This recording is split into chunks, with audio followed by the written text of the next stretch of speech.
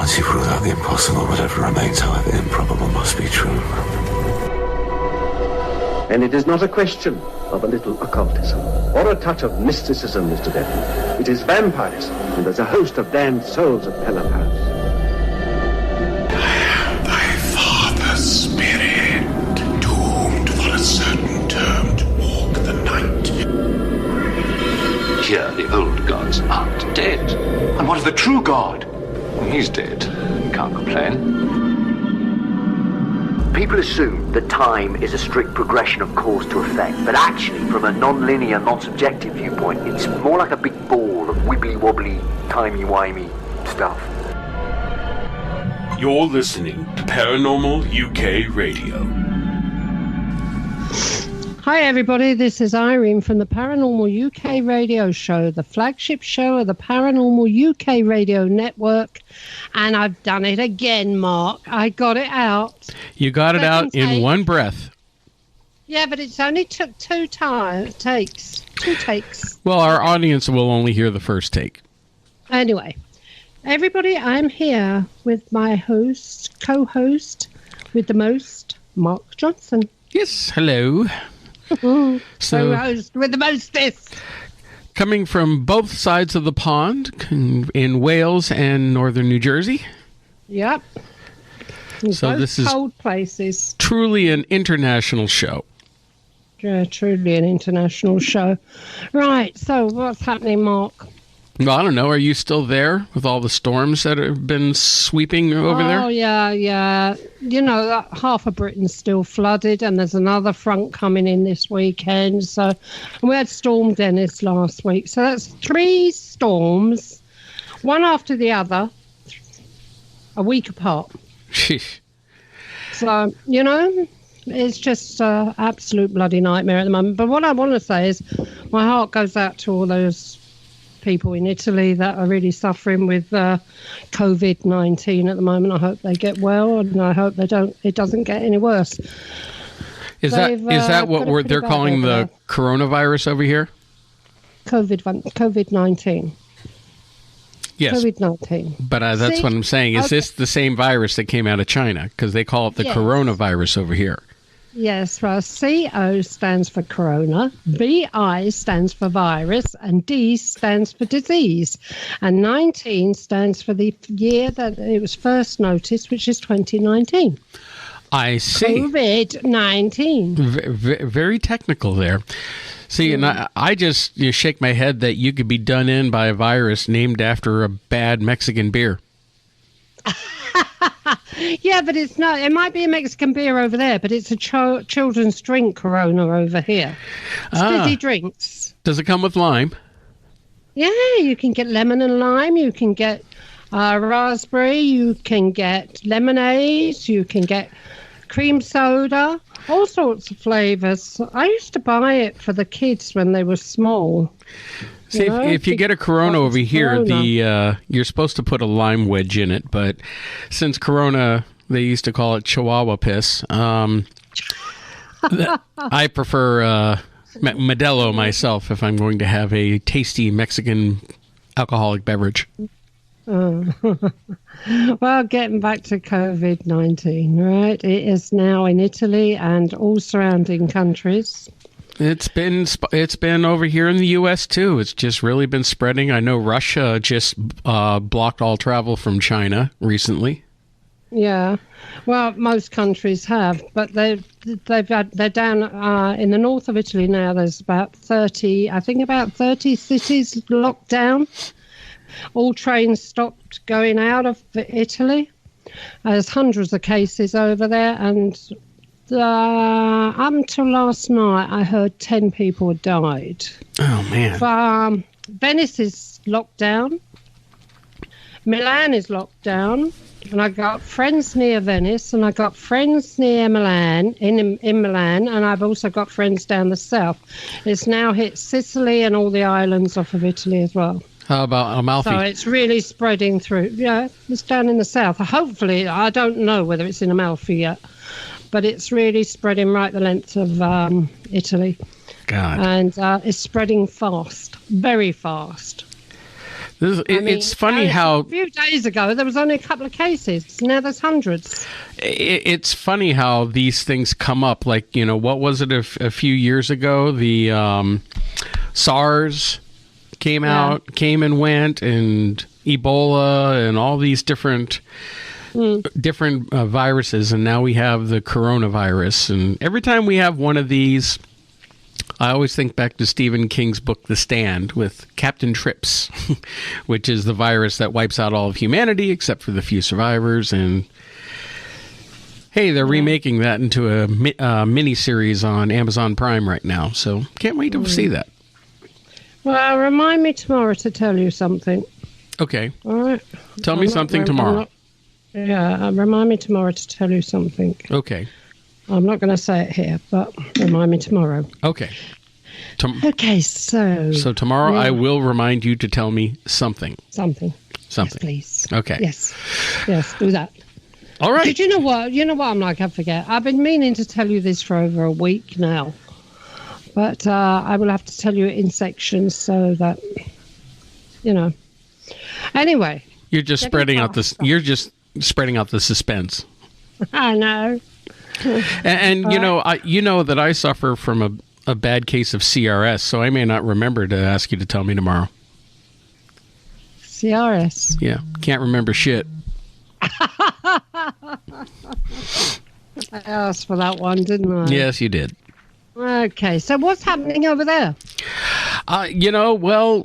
People have heard me complain about, or not really complain, but comment on that we still haven't had a winter yet. Here we are coming into March, and we haven't had any snow whatsoever. We're going to be having temperatures up in the 50s Fahrenheit this week, a little bit of rain. And, there have been some Marches in the past where we get hit with a couple of what they call nor'easters, where they'll dump a couple of feet of snow. But right now, the temperatures are so warm, I think our winter is over. Of course, the little woodchuck that they yank out said spring's coming early, but it looks like he may be right this year. Maybe. Well, I know I've got daffodils and tulips and crocuses coming up in the garden already. But, here it's been torrential rain for weeks and weeks and weeks, and it's freezing out there. Absolutely freezing, like really cold, really cold. I was going to say something rude then, but I've stopped myself just in time. It's really, really cold out there, Mark. They've got snow up in Scotland. I don't think they've got any snow in Denmark, though. That's a strange thing. I'm not sure. But they said that we could be in for snow over the weekend, but I very much doubt it because I love the snow. I want it to snow, and it hasn't snowed here since I bloody well moved in. So, Well, that's that. That's that. No snow. No snow for you and no snow for me. Yeah, but I guess the Midwest keeps getting snow, so I'll let them have the snow this year. But as long as it doesn't warm, mild winter, I hope that doesn't mean brutally hot summer, which sometimes it does.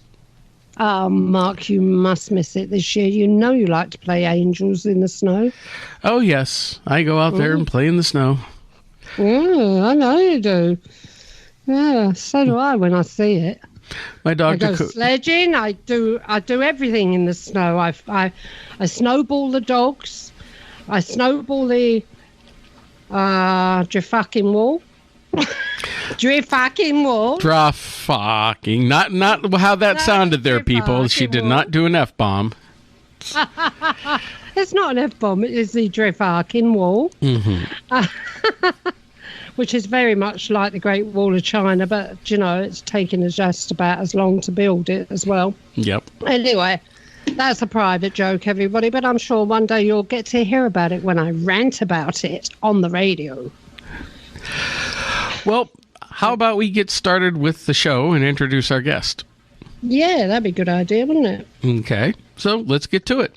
Our guest tonight is an inventor, entrepreneur, and author who learned how to be a psychic and medical intuitive more than 25 years ago.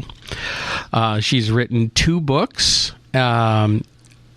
angelic attendants, what really happens as we transition from this life into the next, and angel messages for kids. She also does her own podcast, which is Ask Julie Ryan. And so we want to welcome Julie Ryan to the program. Hi, Julie. How are you? Great. Thanks. Hi, guys. Hello. Hello, Julie. Hello. Inventor. I like that word. Yes, ma'am. I invented how to cook a boiled egg the other day without blooming burning it. So I hope you're a lot better than me. Yeah, Irene can burn water. Okay. Oh, my gosh. Well, so Did you share, know? share your secret. Yeah, well, I'll tell you something, Julie. You let a pan of boiling eggs in boiling water, right? If you let it boil dry and leave it for a few minutes, well, about 10 minutes, half hour, so it's really, the pan is burning, rotten smell. And then you take the eggs out and you get the shell off of them. You can actually bounce them like balls on the floor and they would go up and hit the ceiling, because I've done it. I have done it. That's how bad it is. So yeah, that's true. I've done it. So if her husband ever comes to you, looking for you as a medical intuitive, and he says he has a stomach ache, you don't need to be a psychic to figure out what's wrong with him. Give him a rubber boiled egg. I'm just glad the house didn't catch on fire in that scenario. Well, it did. Well, the alarms went off. That's what got me up to go and have a look to see what was happening, because the fire alarms went off. Fortunately. And the kitchen was full of smoke, and oh God, trying to wave that out of a window and a door, it's impossible. No, but they do. They go like rubber. If they are overboiled, they actually have a rubber. They feel like rubber as well. And they bounce. But if you're not careful, if you prick the boiled egg before you put it in the water, right, it's a lot better, because if you don't prick the boiled egg before you put it in the water, they explode, and then they go up from the saucepan up and hit the ceiling. Lovely. So that's my cooking for you. That's your cooking. Okay, well, let's talk with Julie about her background and experience. Now, Julie, you are a psychic and medical intuitive. So could you give us a little bit about your background? At what age did you realize that you had these certain abilities, and how did that affect you in your life as you were growing up? Well, I learned how to do all this stuff. So I tell people I'm not one of those psychics who's had dead people chasing her, or if I did, I didn't know it, let alone what I would have done with it had I known. So I learned how to be a medical intuitive and psychic. So it didn't have any effect on me. Now, having said all that, all of us come in with psychic ability, intuitive ability, when we're born, and I think we tamp it down and then we can resurrect it if we're interested and learn techniques and learn skills. But we've all had the experience, you guys, where you've thought of someone and then all of a sudden you've heard from them or run into them. Yeah, had a phone call or something. Or had a phone call, or a text. And you say, oh my gosh, I just was thinking of you. How ironic that I'm running into you. And so that's your psychic ability, your intuitive ability at work. And the same with, when you get this gut instinct that your kids are up to no good or something like that. Yeah. They're looking. Well, and there have been many, many stories about people saying, well, Elizabeth Taylor, the famous actress, one of her many husbands was getting on a plane and she begged him not to get on the plane. She just had a premonition that it wasn't going to be good and was sobbing, trying to convince him not to go on the plane. He was headed to a business meeting, and sure enough, the plane went down and crashed and he died. It was Todd, I think. I forget his first name, but I think it was her maybe second or third husband. Yeah. And that's a story that I heard her tell many times when she was alive, to pay attention to intuition, because it really can serve us well. Yeah, that's true. You've got intuition, have you, Mark? Occasionally. He knows when I'm up to something, I tell you. Oh, yeah.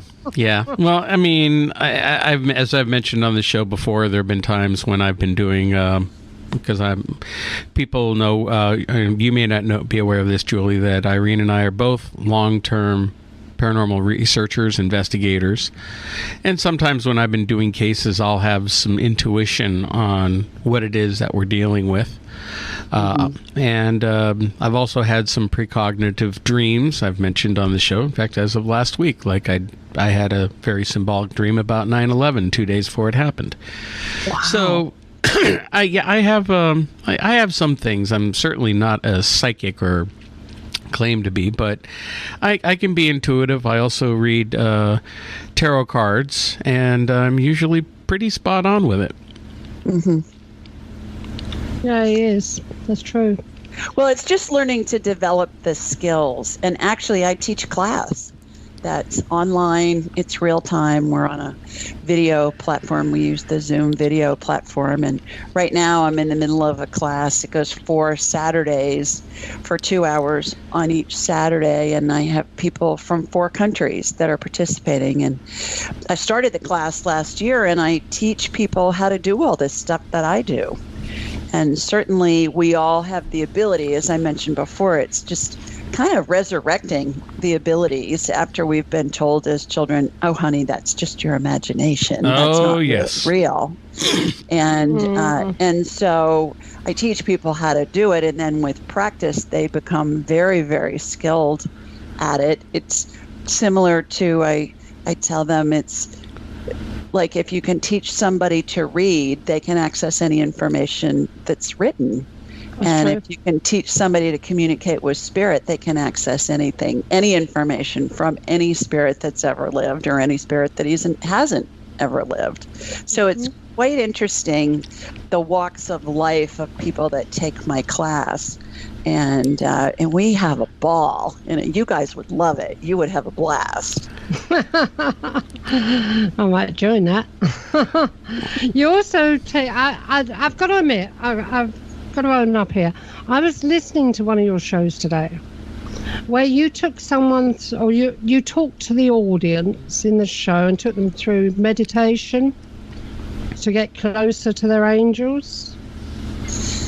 I don't think so. I don't think that was me. Yeah, it was. It was? Yeah. It was like you on someone called Sarah's show, I think her name was. Oh, I was a guest on her show. Yeah. Yeah. Was it you that done this meditation, or was it her? Meditation. She did the meditation. Oh, she did it. Yeah, I thought the voice had changed slightly, but there I was laying there, right, and I was just. I thought, well, I'll have a go at this. So I'm laying on the sofa with 2 dogs on top of me. And I don't know why I said that, but I did have 2 dogs on top of me at the time. And I started to drift off. And then all of a sudden in my head, I saw this beautiful woman in my head. Just her face. That's all. Just her face came. It was side. Oh, I'll bang the microphone then. It was side on view when I first saw her, and then she turned her head and I saw her front view, front on facial. And she was absolutely drop dead gorgeous. Yeah, I thought I'd tell you that. Well, I turn my abilities on and off at will, and that's what I teach my students to do. So it takes me a nanosecond. I call it turning on my radar. It takes me a nanosecond to do that. So it's really interesting. And the thing that I stress with everyone is that we can all learn to do this like I did. Well, what made you, if you weren't like a lot of people, and we've talked with a lot of psychics and mediums and people with these abilities on the show, and a lot of them have had experiences since childhood, but what made you, after being an inventor with medical devices, which I want to talk to you about because I currently work for a company that does medical devices for cancer diagnostics. Entrepreneur and inventor and all that. What suddenly drew you to want to learn about being a psychic and medical intuitive? I had a friend about 26, 27 years ago give me a book called Anatomy of the Spirit by a woman named Carolyn Mace, who calls herself a medical intuitive. And I thought, what the heck is that? I had never heard that term before. And I'd been in the medical supply business for 20 years at that point. And I've invented surgical devices, orthopedic surgical devices that have been sold and are still being sold throughout the world. My first invention has been on the market for 30 years this year. Wow. And it's still being sold. So, I read her book and I thought, I want to know more. And back then we didn't have the internet yet. And we certainly didn't have Amazon yet. So I did the old fashioned thing, you guys, and I went to a bookstore. And I was looking to see if there was anything else that I could read on this. And I found a book called Hands of Light by a physicist named Barbara Brennan. And she had worked for NASA for years and had parlayed very complex quantum physics principles into understandable language for the non-scientific mind. That would be me. And I read her book and I thought, okay, I want to know more. And so I called her school. At the time she had a school.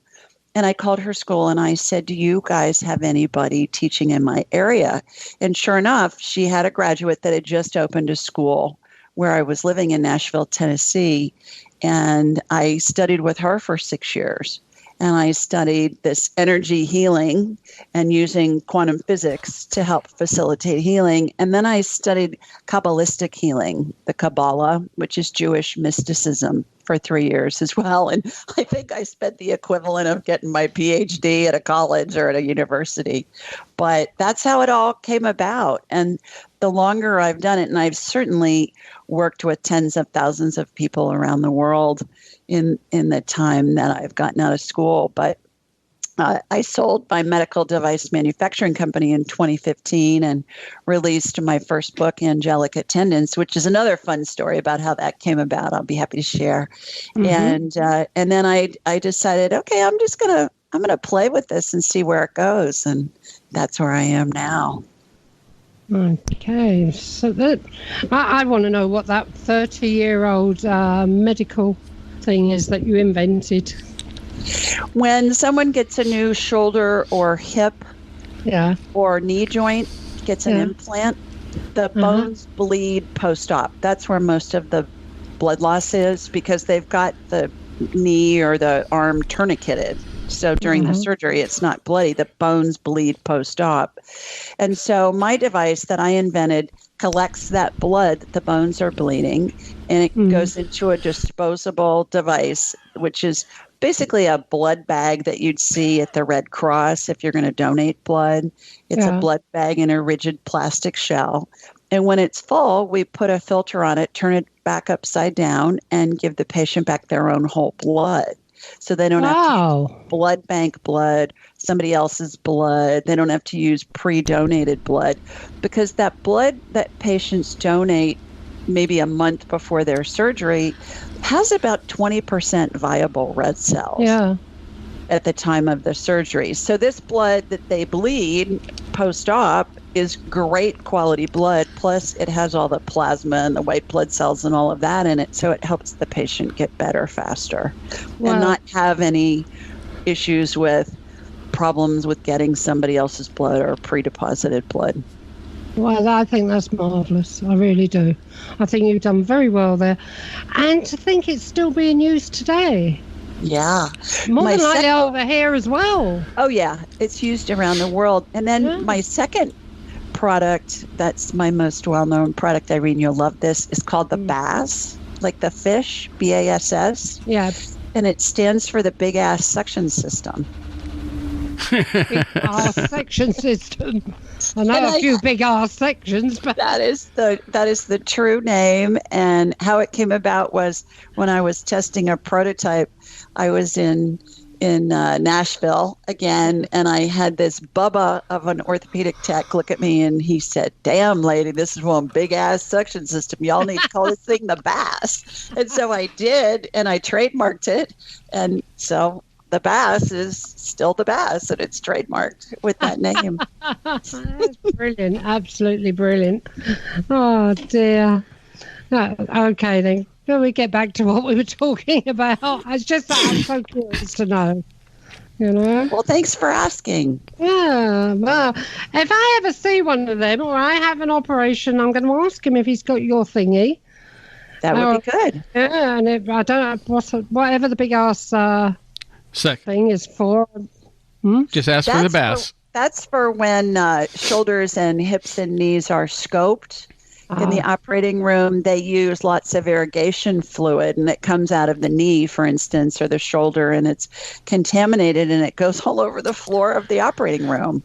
And the staff slips and falls in it, and it's an infection control nightmare. So I invented this big mat that has suction running through it and has hooked up to suction, and it sucks up all the fluid that's falling out of the patient's knee, and it collects it, contains it, and eliminates it, evacuates it, so that it keeps the floor dry, keeps the staff safe, keeps the infection control issues at bay. And that's the big ass suction system. Yeah, you can see me, can't you? If I've got to have an operation, Mark, I'm going to go in there, and before he sticks that needle and knocks me out, I'm going to ask him if he's got any of her inventions, especially the big ass. Well, you already have the big ass, so you're halfway there. Oh. You have never seen my ass, mates. No. No. No. I'll be honest, I haven't. No. But I still have to say it, you know. Oh, dear. I know a few people that have got big asses, but no, it's not me, I'm afraid. I got a little one. No, I'm your big ass. There we go. Yeah, you are big ass. Your big American ass. Yeah. So, Julie, with learning how to become a medical intuitive, I mean, what does that entail? I mean, when you're looking at someone, how do you go about ascertaining what is wrong with them? Do they need to be present? Can you do this remotely or like over the phone, or how do you go about doing that? It's always remotely, unless I'm with a friend or a family member or happen to be with them. But no, 99.9% of this medical scans that I do are remote, exactly via phone, or if it's someone that's outside of the U.S., we'll use Skype or Zoom or some kind of a platform like that. And what happens is I raise my vibrational level, and then I watch a laser beam connect my body to theirs, wherever they are. I watch it go across oceans and states and countries and all of that, if need be. And my spirit connects to theirs, and then I envision shooting energy from their feet up through the top of their head. And it's as if I'm looking at an X-ray or a CT scan or an MRI. And I can see in my mind's eye broken bones, torn ligaments, viral infections, bacterial infections, cancer, tumors, really pretty much any kind of medical condition that you can think of. And then as soon as something's identified, then I'll watch an energetic healing occur, again in my mind's eye. And that can resemble something getting added, something getting removed. I watch procedures all the time energetically that emulate what I saw in operating rooms and other departments of hospitals and medical providers throughout my 35-year career. Sometimes I see healings that utilize methodologies and devices that haven't been invented yet. And that's fun because I've amassed kind of an advisory team of surgeons and physicians and scientists and geneticists. If I see something that's a new healing and I'm not quite sure what's going on, I'll call them and they'll explain to me what I'm seeing. And a lot of times they'll say, well, this is a hypothesis. It's being studied in several institutes around the world. Nobody's seen it. Nobody can prove it. And there's no way in hell you would know about it. And I say, well, I just described it to you. So obviously I do. And it helps them in their research, because oftentimes they'll come to me and they'll say, okay, we're stuck on this. Can you help us move off of this? Are we headed in the right direction? And I can get them guidance from spirit on their research.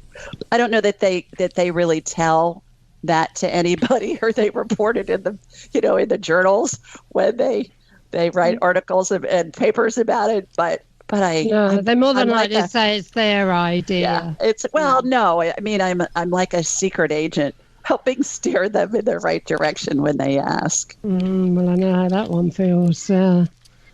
Now you can do this not only with people, but with animals as well? Correct. Yes.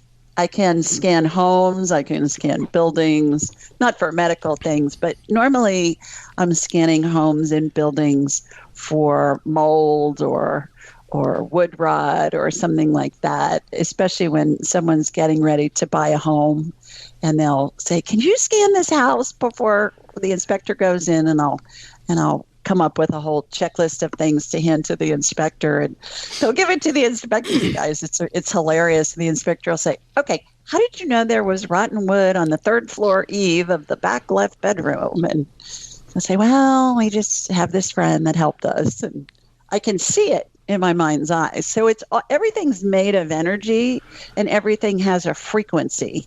So I just tune into whatever frequency is warranted at the time. If it's a spirit that's attached to a body of a live human, I tap into the frequency of that spirit. If it's the spirit of someone who's deceased, I tap into that spirit. If it's the energy focused around a building or a home, I tap into that spirit. It's like turning your dial to a certain radio frequency. Yeah, I understand that. Yeah. Okay. There was one other person that I know that has used this ability for healing. It's very similar to you. Well, I don't know. I watched a documentary on the television many, many years ago about this woman in Australia. Mm-hmm. People would phone her up and she would tell them exactly what's wrong with them over the phone and give them healing over the telephone. Mm-hmm. And she hit right with everyone. You know? Well, I that's what I do all day, every day, as I work with clients from all over the world. Most of the work I do is medical intuitive, is medical based. I would say 90%, certainly. And then the rest is someone that wants to communicate with a deceased loved one, or have me scan their pet, or communicate with a deceased pet, or past life stuff, spirit guides, angels. I want advice on, should I take this job and move to this different city? You know, my spirit guides think that this guy's a good guy for me to marry. I mean, my show, it's across the board. Ask Julie Ryan. If you listen to it, it's just so much fun, because every week people call in with all this whole plethora of different questions that we get answers for. Now you have your own podcast, Ask Julie Ryan. So is that something you do as a live show where you have callers calling in asking questions? Yes, every Thursday night we do it. We tape it on Thursday nights at 8 Eastern. And so normally I can get anywhere between 8 and 10 callers on in an hour. Okay. Now, when you get somebody who comes on and maybe they have a medical issue and you go to take a look at them, I mean, about how long does it really take you to like tune into that person and ascertain what's wrong? Just on an average. I know everyone's different. It's a case-by-case basis. A second or two. Okay. Do you mind if we ask you something? Because Irene is currently experiencing something right now, and I'd be very interested to see if you could pick up on what she is experiencing. Now, what do you need to know from Irene? Well, on my show, people will tell me what's going on, like I have a headache all the time, or my back hurts, or whatever, just for time's sake. If I have somebody for an hour, what I'll do is I'll just get them on my radar, which means, again, I've connected to them energetically. And then I will envision shooting energy into them. And the energy is always going to go where it's most needed first. So you may tell me that your left hand hurts and the energy goes to your right elbow. Well, the other right elbow is going to be more of a pressing issue than the left hand. And so the energy is going to go there. There will be something identified, an immediate healing after that. And then I'll make several passes through them. So something will be identified, they'll be healing. Something will be identified, they'll be healing. And then the third thing that we do, which is perhaps the most important part of a healing, is the body is comprised of energy, as we talked about a minute ago, and the spirit is comprised of energy. So the spirit is the power source for the body, which is why when somebody dies and the spirit separates from the body doesn't work anymore because it doesn't have a power source. So I use spirit, soul. They mean the same thing to me, but I use the word spirit. So that energy, like electricity, when it comes into our home, needs to be in some kind of a container. You know, electricity is in a wire. Natural gas is going to be in a pipe. So the energy that comprises our body and our spirit is in what I call the energy field membrane. And imagine a plastic bag that's very thin, stretchy plastic, like real thin, stretchy saran wrap. That's the consistency of it. And that's the container that holds the energy that comprises our body and our spirit. So when I see a tear or a hole in that membrane, it's allowing an energy leak. Energy leaks always precede any kind of medical condition. They're caused by energy blocks, a la Eastern medicine, you know, acupressure, acupuncture, trying to clear the block to get the chi to move. Same principle. And energy blocks are caused by some kind of emotional event, either in this lifetime or a past lifetime. So I envision myself going into this hole or this tear, and I'm shown some kind of a scene. And I'm given when it was, where it was, a little bit about what happened. As soon as we illuminate it, it fixes the energy field membrane. The body is allowed to work on full power, helps restore health, helps maintain health. And an analogy that I use for this, I talk in analogies a lot because it gives our human minds the capability to try and make sense out of all of this energy woo-woo stuff. So an analogy I use, you guys, a lot is imagine going to a pet store and buying a goldfish. They're going to put the goldfish in a plastic bag of water in order for you to get it home. So if that plastic bag has a pinhole in it and water is draining out a drop at a time, for a long time, that fish is going to be just fine. But when enough water drains out, that fish is going to be in trouble. And that's what I see happen with the human body. People have energy leaks over long, long, long periods of time, and eventually it can cause a medical issue. So that's what I do on an hour session, basically. And we laugh a lot. It's a lot of fun because my analogies are really wacky at times. So what can you do in a few seconds? Well, tell me what's going on, and then I'll get you on my radar, and we'll see what's happening with your symptom.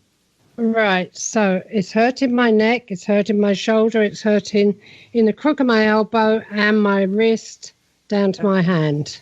Okay. All right. So I've connected to you already, Irene, in Wales.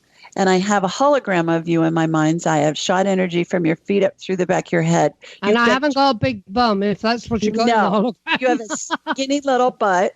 Yes, I have. Very cute. So I see inflammation where you told me the energy went to your neck first. Oh, yes, I've got it in the neck. Yeah, inflammation looks like red fog over body parts. And in order to get behind that so I can see what's going on, I apply anti-inflammatory energy, which is a blue, like a royal blue color. And that just calms down the inflammation, which will make you feel better. But similar to when we're driving on a foggy day or on a foggy night and our vision is occluded because of the fog, I need to remove the inflammation so I can see behind it, so I can see what's going on. So I'm behind it right now. So what I'm watching happen is I'm watching your neck tilts to the left. Was that? Yeah. Ooh. So I just watched a chiropractic move get your neck. The way you know something? The way I was sitting then, yes, you're right. Yeah. So I just watched a chiropractic move do that. And then I'm watching the muscle coming down from your neck across your right shoulder. Is that the shoulder that's bothering you? That's where the inflammation is that I'm seeing. So is your right shoulder hurting? Yeah. Yeah. Okay. So I'm calming down that inflammation. your vertebrae look okay to me. When your neck was tilted to the left, your disc was sticking out a little bit, but once we got your neck straightened, your disc went back in. I'm going to put a piece of energetic netting on those two vertebrae where that disc was bulging out. So here's one of my crazy analogies for you. Imagine looking at a rack of baby back ribs. I'm vegetarian. Okay. So you know what a rack of baby back looks like. The ribs are represented. The ones that stick up when they cook them, they have them pointing up the air. Yeah. With little, Mark, I know you know what a rack of baby back ribs. Oh yes, they're quite tasty. They're quite tasty. Mm-hmm. So the ribs on the baby back ribs would be, an analogy would be those would be your vertebrae in your neck, and then the meat in between those ribs would represent your disc. Okay, you with me on that? Yeah. So that disc was bulging out a little bit when your neck was tweaked to the left. So I put this little netting. Back to my goldfish example, imagine the netting that you would use to get a goldfish out of a goldfish bowl or a or an aquarium, and that stays in place, and that'll keep that disc pushed back in where it's supposed to be. Interestingly enough, when I scan people years after the fact, I'll see that netting in place when I've seen it get put in place. So I'm doing that. I'm putting anti-inflammatory energy on that muscle. I don't see that it's nerve. I believe it's more muscle related because your neck was tweaked. So I think it would make sense for you, Irene, to go see a chiropractor and go get an adjustment in your neck. And I think that's going to help a lot. So where else did you tell me it hurt? In your elbow? Your right elbow? Well, because it's hurting in my shoulder, it's hurting in my my right elbow as well, in the crook of the elbow. Yeah. Which is funny. Yeah. And in the crook, like on the inside? Yeah. Huh. All right. So that just needs to be adjusted too. You just need a tune-up. Go find a chiropractor that's really good. Do that. What else were you telling me? I mean, I'm not seeing anything with the nerve. The nerve looks fine. This is muscular and it's skeletal. And the chiropractor can fix you in about 2 minutes.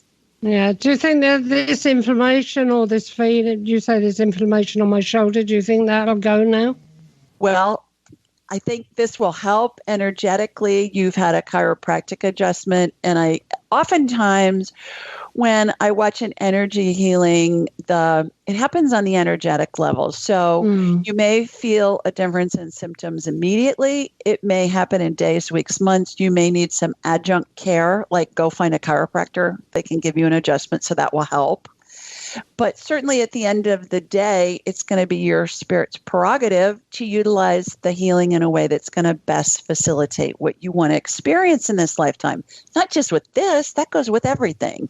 You know, what kind of coffee do you drink? Where do you live? What do you do? Yeah. It's all part of the exploration of this lifetime. So I believe a chiropractor can help you a lot. The one other thing that I want to mention is, are you, and I can do this or not, you tell me, it's something that has to do with something that you may or may not be taking, but it's really the main issue that I'm seeing that's going on with you. Would you prefer that I do that in private? No, you can do it. Yeah, everyone, you know, if yeah, come on, do it. Okay, I think you could benefit from some hormones, bioidentical hormones. Do you know what those are? No. The bioidentical hormones are what our body manufactures when we're young and fertile. So I'm talking about this from I'm not young and fertile anymore. Mark. Okay, guys have this too, but we're just focusing in on the female part here. So as we age, Mother Nature says, she's not reproducing anymore, so she's not helping propagate the species, so we don't really need her. And as our hormones diminish, that's when degenerative things start to happen to the body. So we can fool Mother Nature and replenish those hormones, but you want to use what's called bioidentical hormones, which are the exact molecular composition that our bodies make when we're young and fertile. Synthetic hormones are what big pharma make, and they have extra molecules added to their formulas so they can be patented. You want bioidentical. So may I give you a couple of websites you can go to, and you can find a doctor in your area that can help you? Okay, yeah, fine. One is I as in igloo, F as in Frank, M as in Mary.org, ifm.org. Mm-hmm. And the other one is A, like Apple, 4, the letter 4, M as in Mary.com. So ifm.org and a4m.com. Those are both organizations that have doctors that are skilled in bioidentical hormones and wellness medicine. And they're all over the world. So you type in your postal code and it will populate with doctors in your area that can help you. Oh, lovely. Okay, then I'll try that. But can I tell you something? Yeah. Okay, I got a strange sensation on my neck because I am very sensitive. I got a strange sensation come on my neck when you were doing that. And although I still got the pain in the shoulder, it's not as severe as what it was before we started talking. It'll be better. It'll be better probably by the time we're done with the show. I hope with the because I'm not seeing inflammation anymore there with the anti-inflammatory energy. It's kind of like putting ice on a hot injury. You know, when you injure your ankle, let's say you twist your ankle and your ankle's all hot and swollen, you put ice on it and it cools it down. That's what the anti-inflammatory energy does. I wish I'd known you a few months ago, when I'd done my ribs. Oh. I had to go all the way around Venice for days with broken ribs. Oh, my. I was absolute agony. Could have done with you then. Well, now you know. Now I just contact me anytime and I'll just tweak on you a little. Yeah. So what I believe that the work that I do. That is getting better.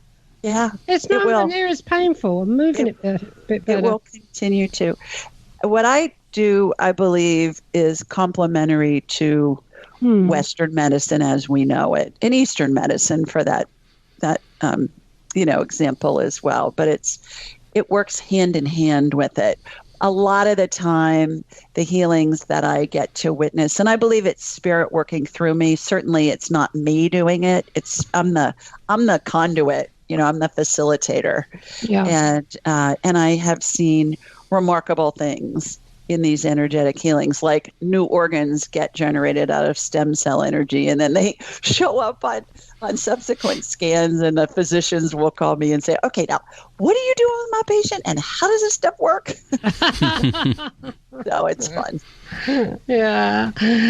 Okay, so shall we get to your book now? Sure. Angelic Attendance. Angelica Attendance. So it's what really happens as we transition from this to life to the next. So and part of that is, and I was looking at your website, you have something called the 12 phases of transition. Could you elaborate a little bit on that? Sure. As we're dying, we go through what I call the 12 phases of transition, and it involves deceased loved ones, spirits who are there with us, angels, or the spirits of our deceased pets. No one ever dies alone, regardless of the circumstances. And so everybody goes through these phases, whether it happens instantly in the case of a sudden death, like a homicide or a suicide, or a long drawn out death, like you hear about these people with Alzheimer's, for instance, that just hang on for years and years, and it's a slow death. We all go through these 12 phases of transition. And remember, in the spirit world, there's no time. Time is a linear thing that's been invented by humans. Yeah. So in the spirit world, time is non-existent. And it's been very remarkable over the past 20 years or so when I've been able to help families who have a loved one who's dying, and I can tell how close to death the person is. I get them on my radar, like what I just did with you, Irene. Mm-hmm. And I can tell what phase they're in. I can describe to the family what I'm seeing. I can describe the loved one's spirits who are in the room. And I can communicate with the person who's dying, even if they're in a coma and they can't communicate themselves. I can communicate telepathically with them.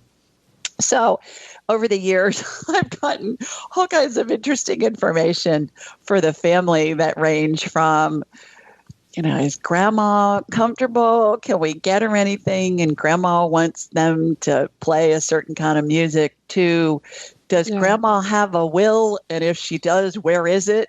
It's in the safety deposit box at the bank at Main and 15th Streets. And here's the box number. And here's what grandma's plans, what she'd like for you guys to do for her funeral and things like that. It's just all across the board. Julie, it's feeling a lot better. Good. I can't say it. It is. Wonderful. Yeah, carry on. Yeah. So the interesting thing is the first time I saw these phases, you guys, was when my own mother was dying in 2002. So close to 20 years ago. And at her funeral, I was raised Roman Catholic, 12 years of Catholic school, still practicing Catholic. And at her funeral, and I'd been to bazillions of Catholic funerals in my day, in my life. They say this prayer at the end of every funeral. It's called In Paradisum, which is Latin for the angels and your loved ones will greet you and lead you into paradise. And I thought, holy moly, that's what I saw with my mom when my mom was dying. And so I researched it when I was getting ready to do, or when I was writing my book. And what best I could find is it originated as a 5th century Gregorian chant. And so I have to believe that people have been able to see these phases since the beginning of time. And perhaps it just took until the 5th century for someone to become well-educated enough to write this down in the form of a prayer, a chant at that point. And certainly some of the most well-educated, most learned people on the planet at that time were men who are in monasteries, because the monasteries are the keepers of history, and certainly the Vatican Library, is a testimony to that. Yeah, they wrote all those beautiful books, didn't they? That's right. And they were scribes, and they could read and write, where most of society was illiterate, really till, maybe even 150 years ago, if not even less. And so how the book came about was one day I was at my mentor's.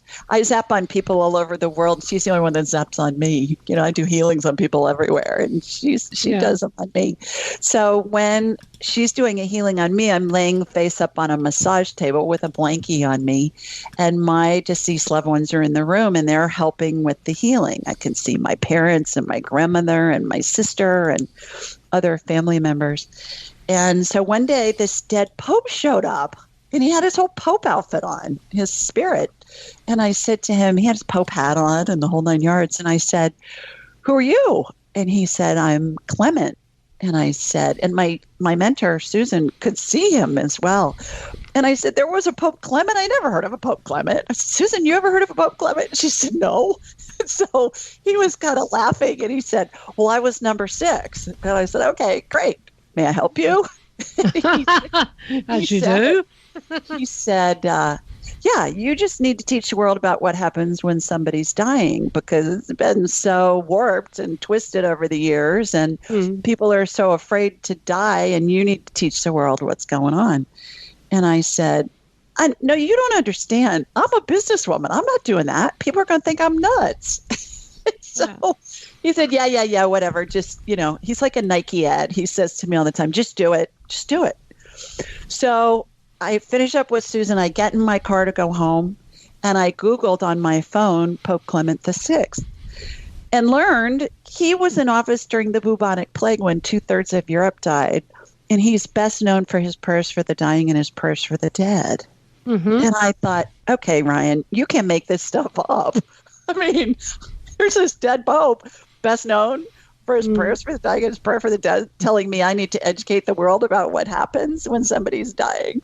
So that's just the first of many Pope Clement stories. So that's how the book came about. And it took a long time for me to gather enough golden ovary courage to be able to put myself out there and release this information. Yeah. I had an aunt, she, when she was dying, she kept seeing her father. And she was, as she was dying, because she was calling out to him. Yeah.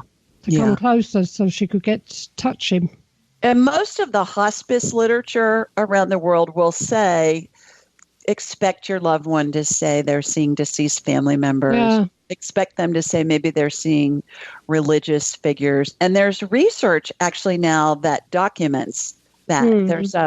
There's a hospice director who's a physician in Rochester, New York, who's studied, he's chronicled, I think he's up to about 2,500 patients. Yeah. And it's about, I want to say 60% of them talk about that they can see their deceased loved ones and pets and like deceased loved ones, grandparents and people that have been dead for decades, 50, 60, 70 years or more. And they're there and they're talking with them. They're communicating with them. So the person who's dying, it's like they have one foot in the spirit world and one foot in the human world, and they're balancing both realities. Yeah. I just remember this happening, and even my mother, she turned around and said, "Your aunt's seeing Dad, her dad," because it was her sister. So. And I've heard other people say it as well. And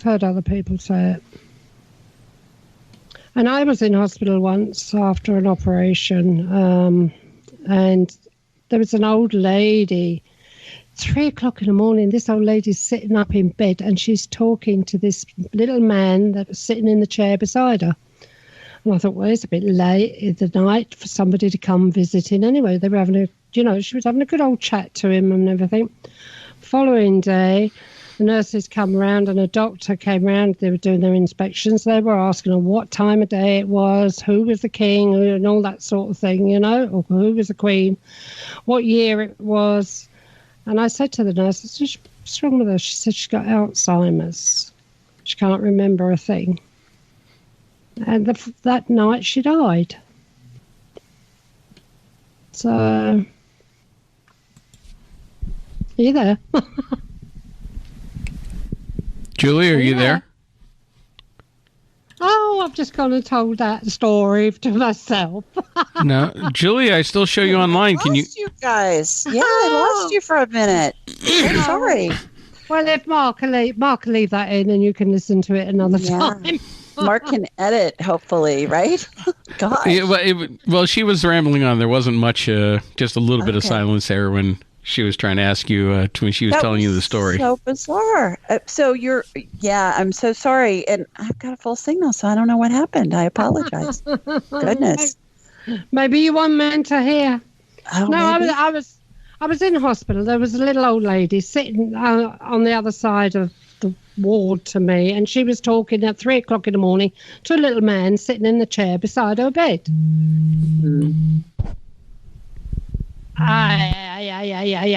Maybe I'm not meant to say this one. Anyway, and the following morning, the doctors came round. They were asking all sorts of questions that you do without people with Alzheimer's. What year it is and all this sort of thing. Who's the queen and one thing or another. And I said to the nurse that was standing near my bed checking something, I asked her what was wrong with her. She said, she had a fall, she's got Alzheimer's, this, that, and the other.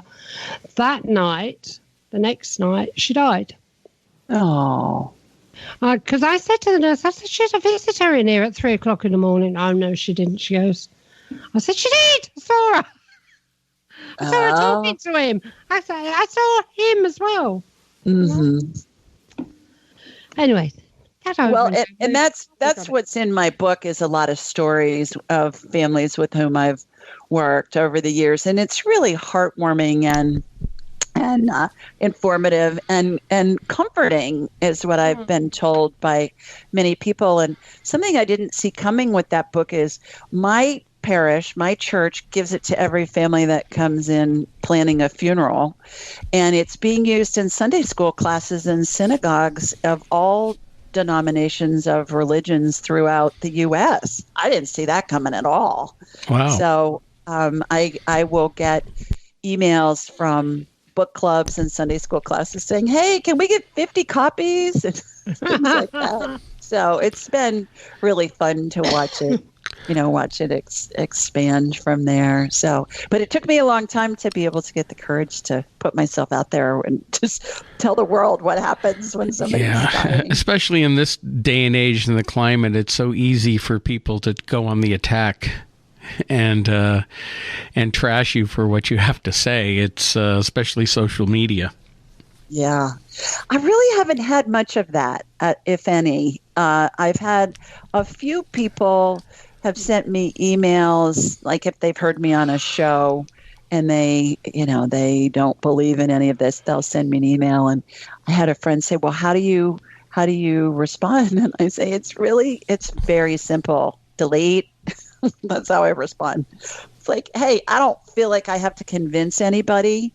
If that's what you want to believe and that works for you, great. Have at it. Well, I can tell you something's happening with my shoulder. It's a lot less painful than it was. Wonderful. It really is. And I am saying that. I swear that. It is a lot less painful than what it was. Right, the 12 phases of transition. Exactly how does that happen? What do you actually see? I see that how with there's lots of research that's gone into what's known as an NDE, a near-death experience. Yeah. And people in all cultures, all education levels, all socioeconomic groupings report that they see a tunnel. It's like they go through a tunnel and they can see a light at the end of the tunnel. And so that correlates with what I see happen, which is, remember we talked about when we first started this conversation that the body and the spirit are both energy and they're holographic. So they're intertwined. So the spirit separates from the body and it goes out through the top of the head. And it hangs on to the top of the head and it looks like a cartoon caption bubble, like where the words of a cartoon or the cartoon character's thoughts are written. And then that's phase one. And then the next thing that happens is the deceased loved ones start to arrive. The deceased maternal spirit closest to the person who's dying is the one that really runs the show from the spirit world, which I found fascinating. Yeah, I find that fascinating. Yeah, I thought it would be like their guardian angel or, St. Peter or God or somebody like that. But it's the closest maternal spirit. So if the person who's dying, if their mother's deceased, it'll be their mother. If their mother's still alive, it'll be their maternal grandmother. Or if she's still alive, it'll be their maternal great grandmother. Yeah. So it's always on the maternal line, which is interesting to me. And in the case of someone who's dying who was adopted, it's always the mother that raised them. Yeah. So if the adoptive mother is still alive, it's going to be the adopted mother's mother. If she's deceased, who's going to be there. And they are the ones that call in the angels and the other deceased loved ones and spirits of pets. It's really fascinating why to that watch. Is. Well, I think you think about we give life. Yeah. And so we're giving life in human form when that baby is born, or certainly with an adopted mother, they're taking care of that child and that person and raising them. And we're helping them in their life and progress in whatever the next phase is. So it's a nurturing aspect of it. Yeah, it's really lovely. It's beautiful. Yeah. Well, I don't think my mother would come for me. She will absolutely be there. No, I told her not to. Me and Mum didn't get on. Well, but Irene, the thing to remember is that all spirits are pure positive love and light. So all of that snarky personality stays with the body when somebody dies. So the most awful person that you can think of that ever roamed the earth, their spirit is pure love and light. All of their negative traits stay with the body. Yeah. So I promise your mom will be there, and I promise it will be fabulous. I'm going to throw in a little bit of a curveball here, because as an investigator and dealing with the paranormal for all these years, sometimes we still deal with the spirits of people who have died, who they may have been pretty rotten in life, and they're still rotten after they've died. So they've shed that physical body, but they are still, just as grumpy or irritable or, nasty as they were in life. Yeah, Mark, if they weren't, if somebody was appearing to you that you knew was an old bugger in life, if they came back as a nice person, you wouldn't recognize them. You'd say, no, it's not you. Exactly. Well, I'm also talking about actual. We're going to recognize them. I'm sorry, I didn't mean to talk over you there, Julie. What I'm referring to are those cases that we actually do. The actual the haunted houses, not just a deceased family member coming back to visit. Right. So give me an example of a haunted house where it's somebody that's, a spirit that would be nasty. I did an investigation a few years ago walking through the house, and we were picking up on intuition of a former person who lived there who was a pedophile. And there was just a lot of icky energy around that, and this person was still around the house and was causing some negativity there among the family. But you said it yourself, energy. Right. It's energy. And nobody can affect us in our reality. We can't affect any other human. So, and as I was talking about earlier, remember every spirit has a frequency, and those frequencies are like radio stations. We tune into that. We will, whatever we're thinking of is the frequency we're on at that moment. So it can be a lower vibrating frequency, which feels bad, and it would be associated with fear and every other bad feeling emotion, or it would be a high feeling frequency that would be joy, love, even acceptance feels better. So it's just that person, including you when you were investigating, were on that frequency of those thoughts that you were pulling in, and you were acting like a metronome to perhaps the energy that was still in the house. And the thing about houses and furniture and jewelry and stuff, it carries frequencies. It carries energy.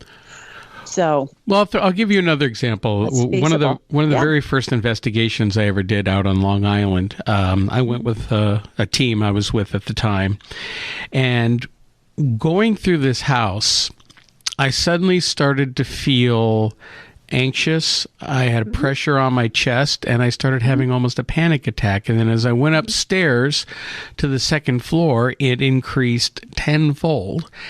And it felt like I learned through the course of the evening. At one point, I had to get out of there. I don't get scared. I don't get scared at any investigation. I've been doing this for so many years. I can be at a dark basement all by myself or in the middle of a cemetery in the middle of the night. Doesn't faze me. But yet my fight or flight was triggered by this energy in the house, and I was the only one it was really affecting, and I was the only male on the team that night. And we started to put together that whatever spirit was there felt threatened by another male in the house and was doing everything it could to get me out of that house. And it did for a short period of time until, I mind over matter. I said, you're not going to affect me. And I went back in and I just stuck it out.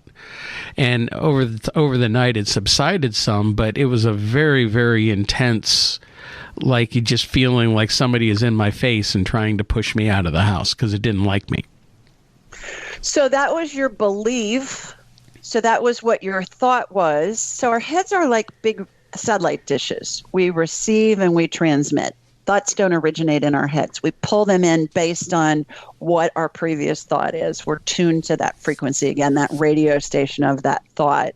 So you were on that frequency of bringing in that energy and feeling that way. And once you change that frequency to, okay, seriously, I'm going to go back in the house. This spirit isn't going to scare me. You change to a different vibration and a different frequency is what happened. Now, having said that, like I said, homes will retain energy, furniture, jewelry. There's a story in my book, Angelic Attendants, about being in an office building that was haunted. And it's fantastic. The spirits that we encountered, the conversations we had, the energy that was coming out of a conference room. And I said to my friend that worked there, I said, what the heck goes on in that conference room? I mean, there's some serious negative energy coming out of there. And he said, I said, are they snarky? Are there a lot of battles? And he said, oh yeah. He said, there's a lot of backbiting and backstabbing and stuff like that. So obviously, you're very sensitive and you were picking up on that low vibration of that spirit that was there. So it doesn't mean it's an evil spirit, because I don't believe evil spirits exist. All spirits are all pure love and light. It's just a different vibration. Let me give you another example. I have a girlfriend who told me she was going through a divorce. This was before I knew her. And she said one night she was sitting in her living room and she had these big, huge wooden, thick front doors, double doors. And she said there was this demon that was coming through the front door. And she had an umbrella stand next to the front door, and her son's golf club, one of his golf clubs was in there, a putter or something. She grabbed the putter and she said, you are not coming in my house. And so she's telling me about this 15 years later, maybe. And I did an instant replay of that scene. And kind of like when you're watching a sporting event and the TV cameras do an instant replay, I can do that. Mm-hmm. And I said, that wasn't an evil spirit. I said, that was a spirit trying to get through that dense wooden door. You know, remember, our reality is very dense and spirit vibrates at a very high level. I said, so it would be the equivalent of a robber putting a pair of pantyhose over his face to disguise himself. You know, it was like, imagine that spirit trying to get through that dense wooden door. So what we did was we went on and we had a conversation with the spirit. Come to find out, it was a spirit of a parent in a past life of her eldest daughter. And he gave us all this information about where they lived, what they did, all of that, and we were able to corroborate it with historical data. So I think we've been taught about demons and through literature and religions and the entertainment industry of all these demons and all this stuff. It's just a low vibration. All spirits, all pure love and light. Does that make sense? Yeah, that makes sense, because let's face it, it's like me and Mark have often said, you know, demons are what the church wants you to believe. Exactly. To get the bums on the seats. Exactly. And it's people, and this was part of Pope Clement's plea to me. Plea is a strong word, to say, look, people, when they die, you know, are so afraid. And I use the term, people, when they're dying, they're afraid, are they going to fly or are they going to fry? Because we've been so conditioned over the millennia, but it's all been made up to control the masses. And what certainly is the easiest way to control the masses is with fear. Mm-hmm. So, yeah. Scare the hell out of people. Yeah, and Mark, anytime you do one of those, if you want to do an instant replay, I'd be happy to do that with you. Okay. That would be fun. Yeah. Okay. That would be a blast. Are you near each other then? Don't know. Where are you located, Birmingham, Julie? Alabama. Oh, yeah. Yep, she's down. She'll have to do it remotely, Mark, like I do. Down south for me. Yeah. I can talk like I'm sugar if I need to. Oh, gosh. When I moved to the Deep South, a friend gave me a cookbook from the Junior League of Birmingham, and I always remember this. I thought this was so perfect. They said the 5 most important things to a Southerner are God, Mama, manners, football, and barbecue, not necessarily in that order. If you want to watch something funny, there's a YouTube channel called, pardon my language, Shit Southern Women Say. And they've got a whole series of all these 5 or 6 women. They're comedians, actresses, and whatnot. And they produce these little videos of it's just nothing but short little vignettes of them saying what a Southern woman would say, all one-liners, and it is funny as hell. Oh, I bet. Yeah. Oh, bless her heart. When they're exactly. Scamming on the person. But I find that there's an elegance, Irene and Mark, you may know this. There's a real elegance about the Deep South that I absolutely love. Yeah.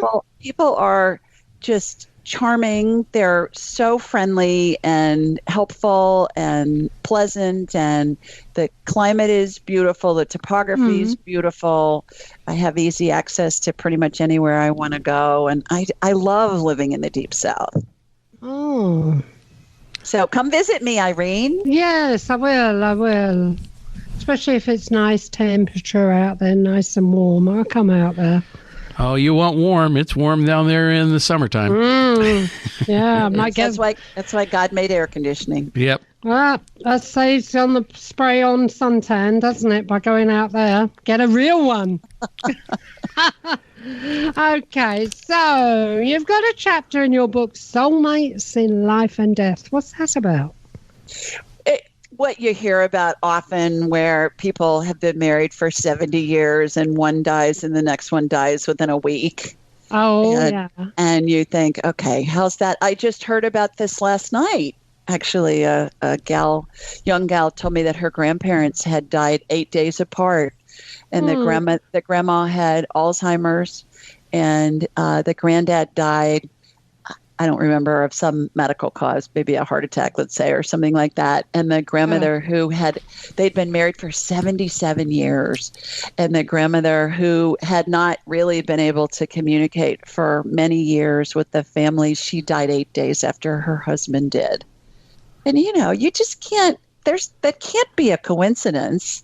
You know, when you hear stories like that people have they're connected and they just are ready to check out together, which I think is just so wonderful to hear. Yeah, it's sad though, isn't it? In a way. I think it's really heartwarming. It must be, for them, but it must be very hard for the family to lose them both within a week of each other. Yeah. Well, when they go like that, it's got to be very, very hard for those ones left behind. It really has. And what about the passing of Saint Pope John Paul II?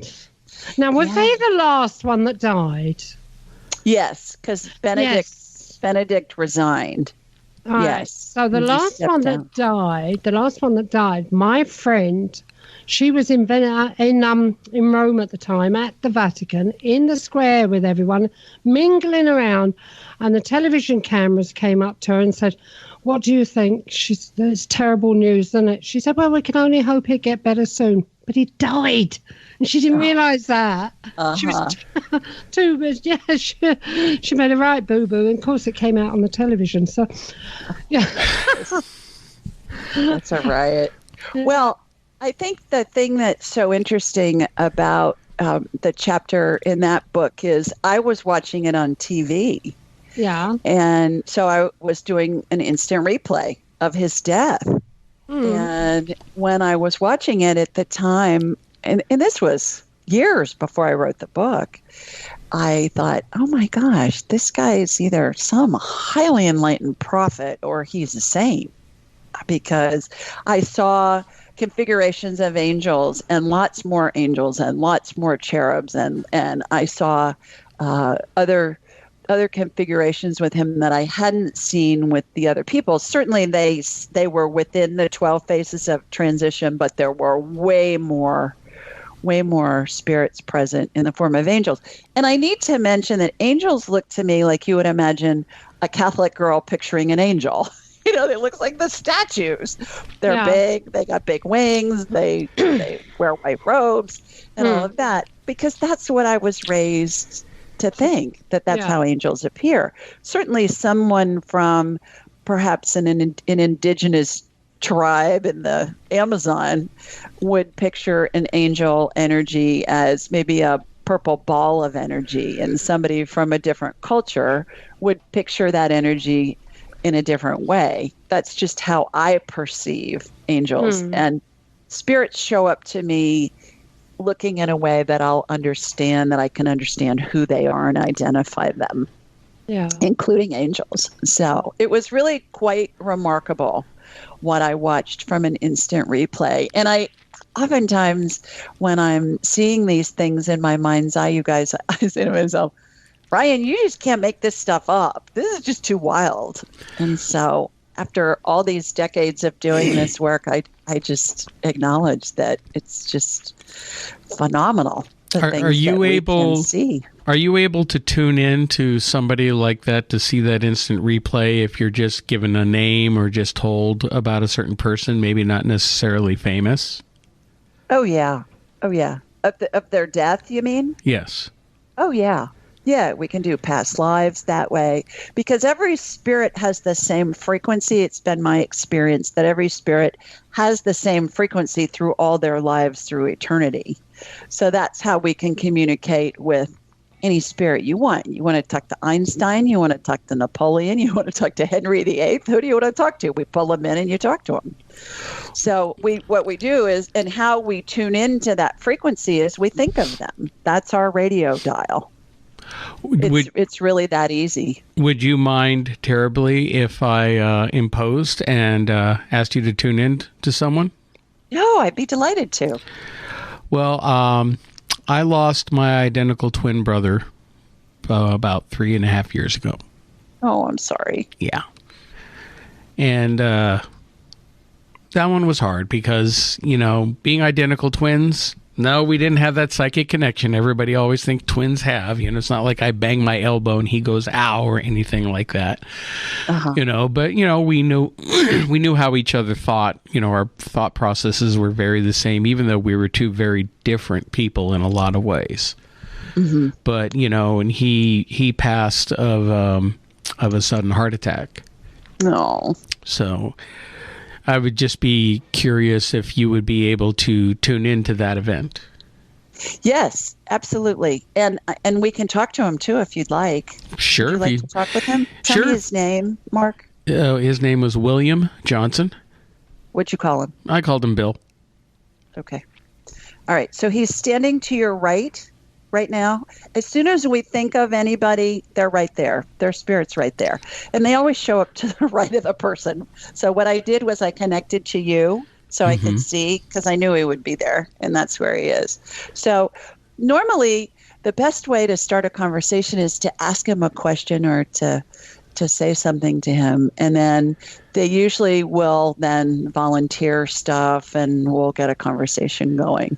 So do you have a question you want to ask him or something along those lines? I would want to ask him, what happened when he initially transitioned, because he was very religious. He was a Lutheran, and he, of course, had his own expectations of things. He wasn't expecting it, but, he and I have had long conversations. He knew about me doing the paranormal. Sometimes we would be at odds on our thought processes and that. So, I was just curious if things happened the way he expected or if he was, quite surprised.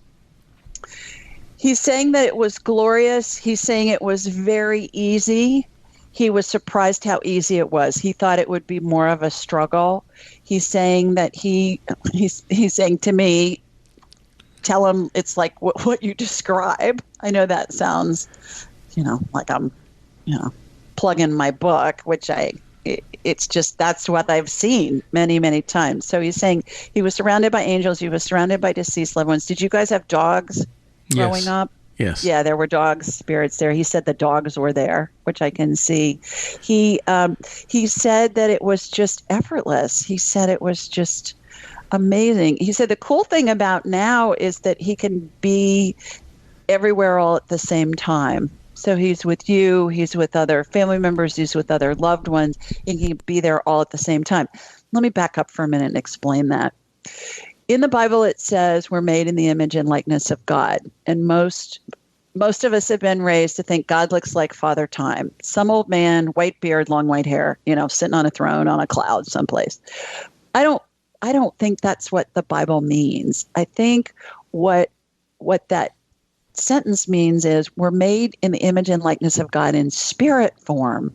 And God, we're all a spark of the divine. We all come from source, which is God. So we can be like God multiple places all at the same time. And so that's what Bill's talking about. I hear that a lot from people who have died, that they say, God, this is so much fun because I can be all these places with all these people I love all at the same time. So that's what he's saying. Okay. All right. Cool. Who had a pocket watch? Somebody had a pocket watch in your family. Is there a pocket watch heirloom that's in your family? Not that I'm aware of, but I think he had one because he was a reenactor and involved in a lot of different types of reenactments. He did Civil War for a long period of time. He even got into like doing steampunk or whatnot. So he had a lot of old style objects like that, like a pocket watch or pipes or, clothing, things like that. He wants you to have the pocket watch. So that's why I was asking, is it a family heirloom maybe that he had, or... Well, yeah, if he had it, God knows where it is now. Okay. All right. So that's what he said. He wanted you to have the pocket watch. He was showing me a pocket watch. Right. So did he have a wife or a family of his own? Yes, he did. Might know about that. And you're not in touch with them anymore? No, not really. Oh, I'm sorry. Yeah. He's saying reach out to them. Well, he wants you to reach out to them. There's some hard feelings there because he and his wife separated, and they lived apart for a number of years. They did not get divorced, but he died, and so even though they were living separately, that family, they swooped in and took all of his stuff, and my mother and my brother and I, we didn't get really anything, and so there's just some hard feelings there. So I've really never not been in a position to want to reach out to him. Okay. Well, he's told me 4 times now for you to reach out to them. Okay. So, let's talk to him about that. What does that mean? What do you mean reach out to them? So does he have children? Yes. Okay.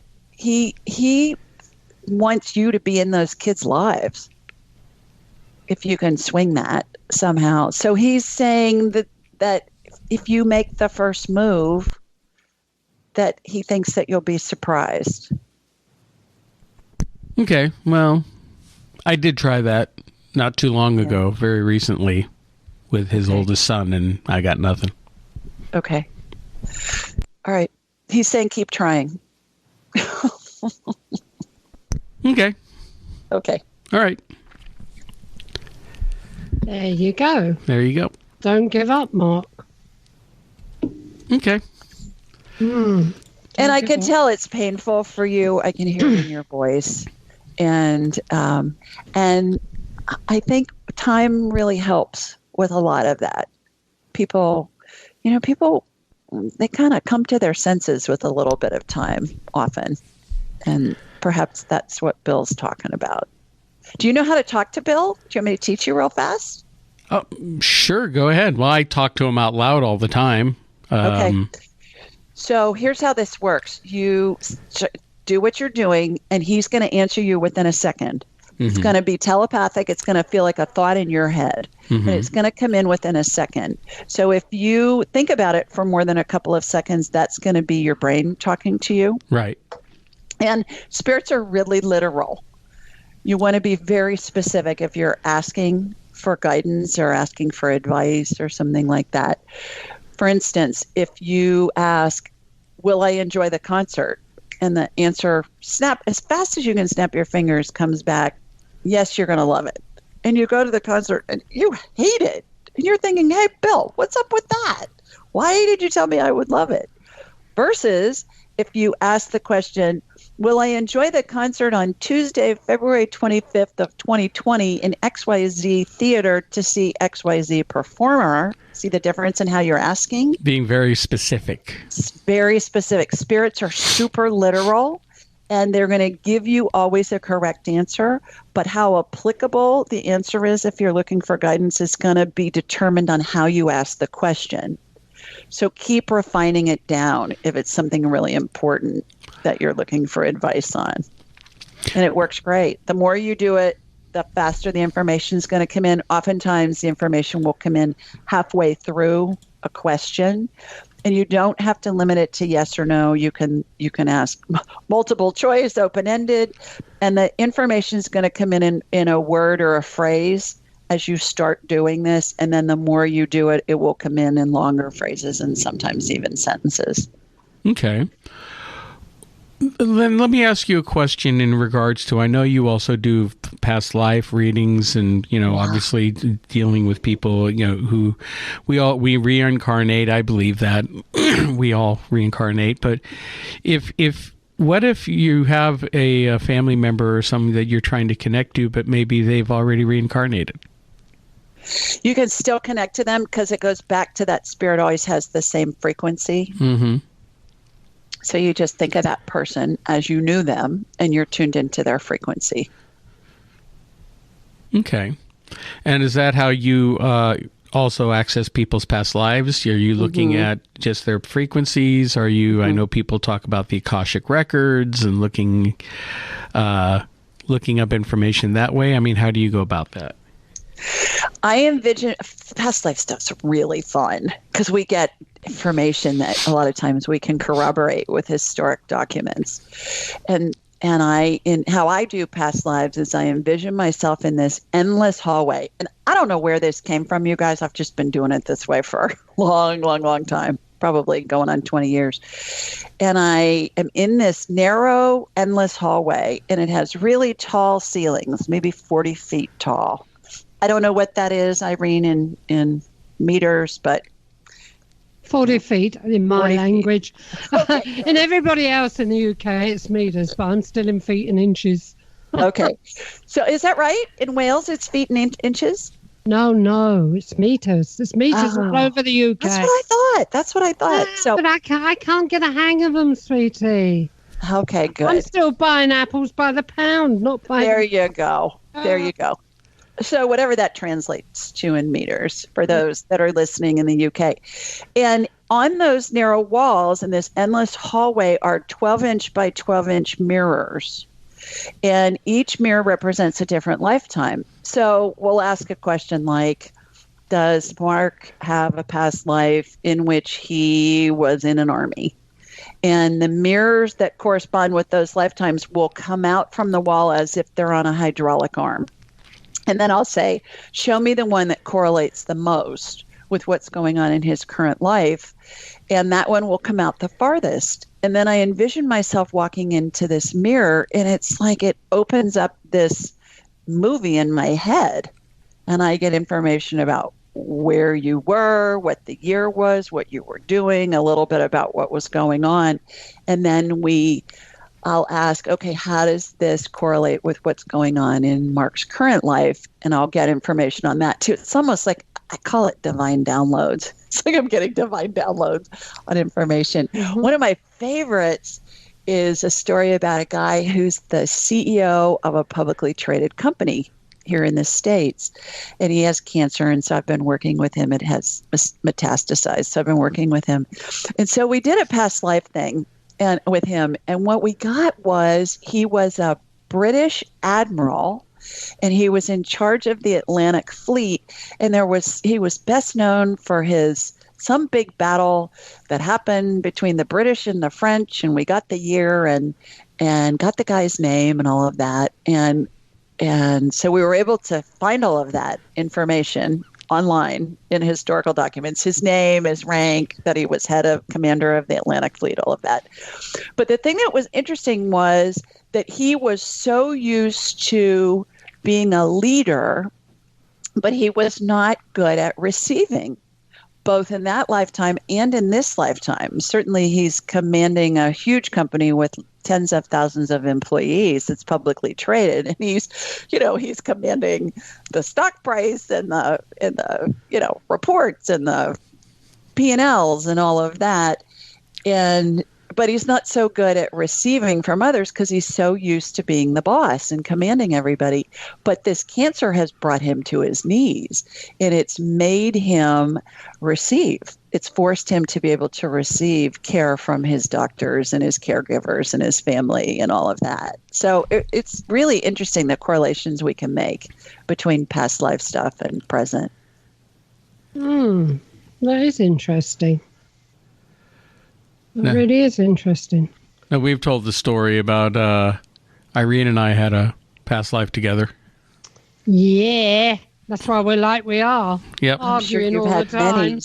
many, I'm sure. I get 83, actually. Oh, Your God. 83 most recent past lives. 83? Not together. Three Not with him. together. Yeah. Yeah. Sugar plum fairies. Oh, my God. I just thought the two were bad enough. I thought this one was bad enough. Yeah. But the thing, God. but the No thing wonder about we it, argue. the thing about it is we've been, again, conditioned by literature and the entertainment industry and other cultures to believe that we just have one soulmate, or maybe we're lucky we'll get two. And that's not the case. Our soulmates are everyone that's in our life. Our siblings, our parents, our friends, our colleagues. Yeah. It's everyone. Yes, and we just assume different roles in each lifetime. Oh. Oh, my God. 83. Oh, crumbs almighty. Oh, no wonder I've got problems. Thanks a lot. Can you cure my... Can you cure my past life problems? Or problem, should I say? Well, are you going to have me whacked?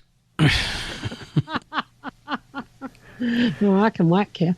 Well, let's talk about that for a second. People will say to me, can you get rid of my karma from my past lives? Yeah. And I say, well, I don't believe in karma because we expand in each lifetime. So it's not like you need to go back and correct the sins of a past life because we don't make any mistakes. It's all part of our journey, part of our path. So you don't... So it's not like some people say you died in a past life, but there was things that you still had to do, that you hadn't been through, that you hadn't experienced, that was hitting you in this new life? Well, along those lines, but it's not like you need to go back and correct anything. Like karma, that's how most people think of karma. Okay, I've got to do something in this lifetime to pay for my sins of my past life. Uh-huh. What I find is that we expand out from what we've learned in past lives, and everything is all part of the experience. That's why we incarnate. That's why we come into human form, our spirits, because everything is just an experience to a spirit, even if it seems horrific to us as humans. Yeah. It's just an experience to the spirit. And remember, there's no time in the spirit world. So we expand out, and it's like we want to explore something, and what I find is that there will be a main script of exploration, and we'll come in different lifetimes, different times, different, certainly in 2020, we have advantages technologically that we didn't have perhaps in 1917. I mean, not perhaps, we don't. And so we'll look at something we want to explore, and we'll look at different vantage points of it in different times and in different locations and with different families. And so I find that it's similar to walking up a flight of stairs. Each time we expand, our vibration grows, and we're able to access more information and more higher levels of thought, perhaps. You can't get to the top step in a stairway unless you climb all those steps, and each step has a different level that you experience. Does that make sense? Yeah.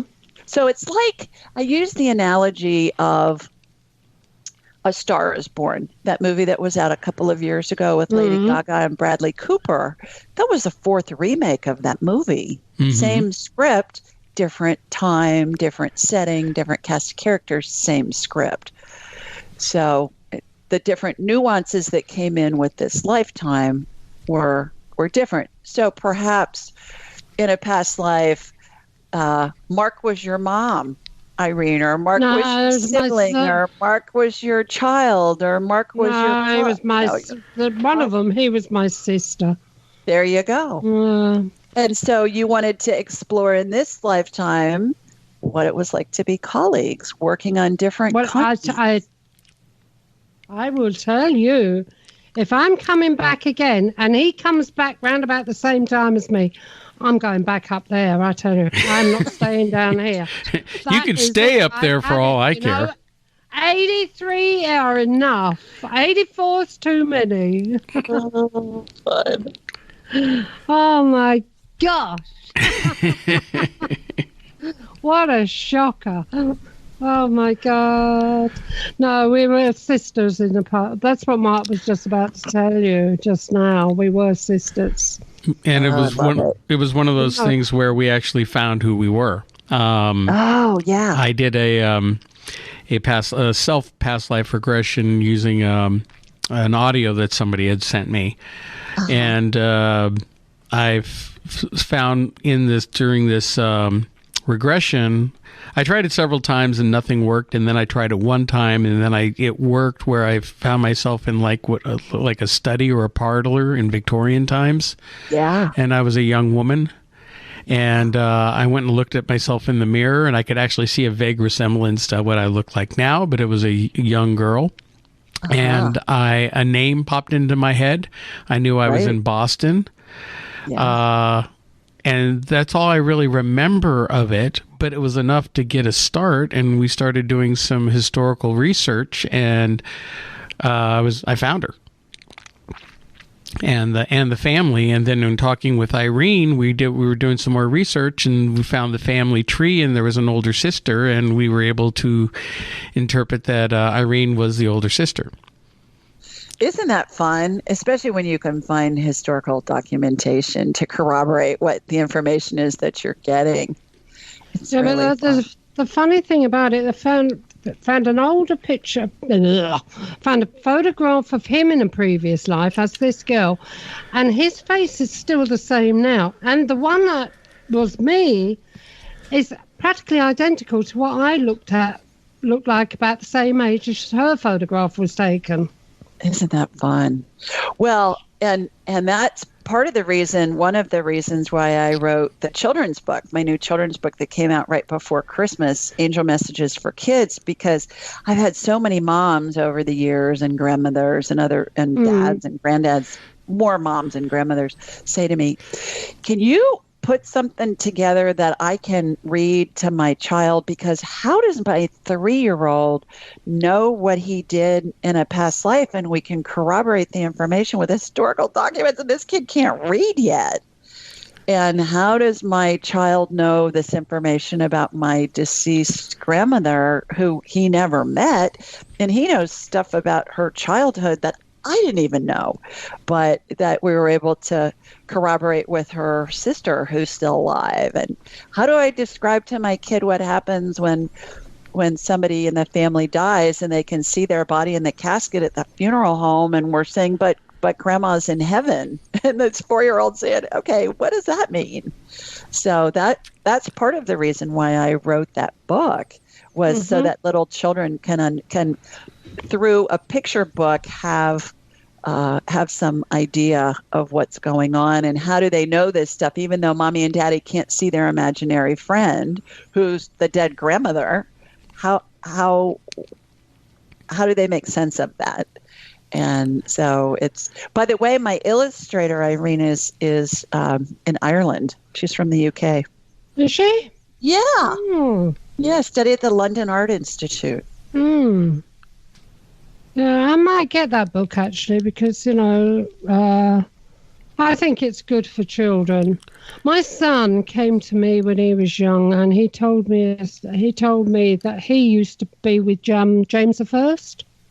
So what do you mean you used to be with James I? I taught him how to use a sword. Oh. He said. So he was dueling with swordplay with James I. And of course, what's my son's name? Jamie. Oh. And how would he even know about James I? He didn't. He wouldn't have done. No, not at that age, you know. Right. Have to get into school and history lessons and God knows what else. And that wouldn't start until he was about, 10 or something, maybe 11 years old. They'd be doing history on that. I find that little children's filters start to get put in place about the age of 6, 7, 8. And a lot of that's natural because we're not supposed to remember all this stuff because we're here to have the human experience, number one. But also a lot of it comes from, as we mentioned before, family members and parents and grandparents and teachers saying, that's just your imagination. That's not really real. And then the children learn to discount their own intuitive abilities. So it's just a matter of reawakening them. Well, usually the first experience of death with a child is a pet, isn't it? Hopefully. Yeah. Yeah, even that's hard, though, for a child. Yeah. It's hard for us adults, too. Yeah. Right. I just lost my dog a week ago, so... Oh, what kind was it? He was a bear. He was a huge beast. He was a lab Rottweiler mix, 14 years old. We only had him for a couple years because this woman was staying with us for a while until she got her own place, and when she moved, she couldn't take him with her.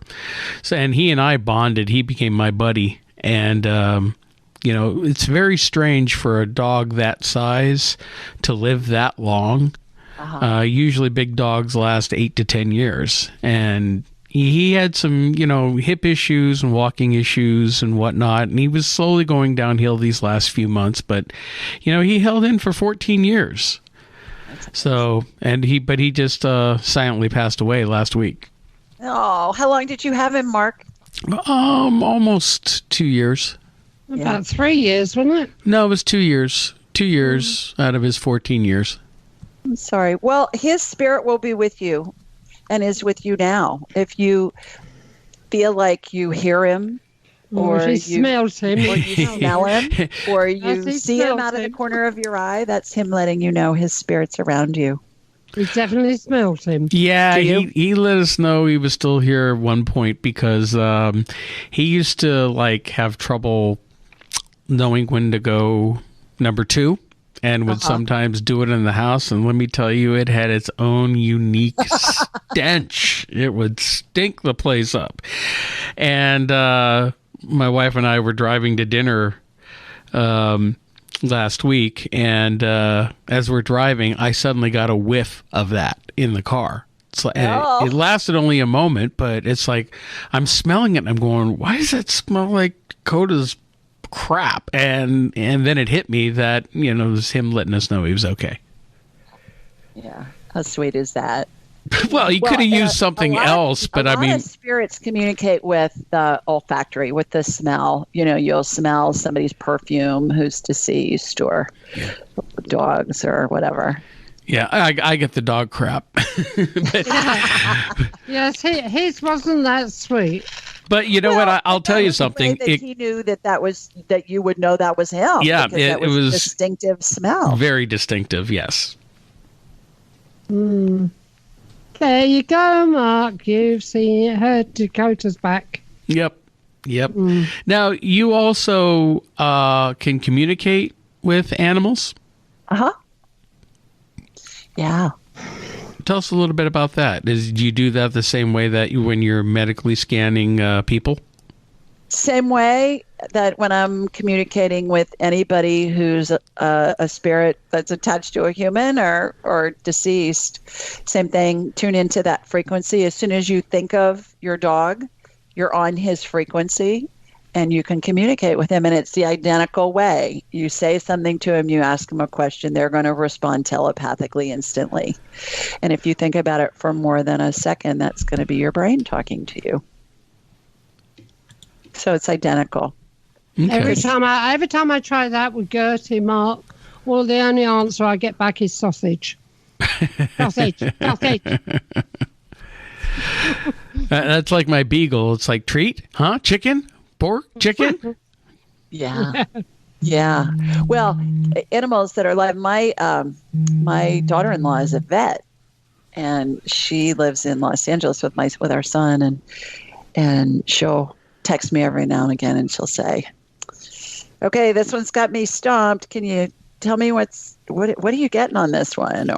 And it'll be after hours, or she's seen a patient and the patient's gone and they're doing tests or something, and so I can scan the animal, communicate with the animal, that kind of thing. I can tell if an animal's dying. They don't have angels and deceased loved ones around them, like deceased littermates. No, they don't. No, I wrote a blog on this a couple of weeks ago.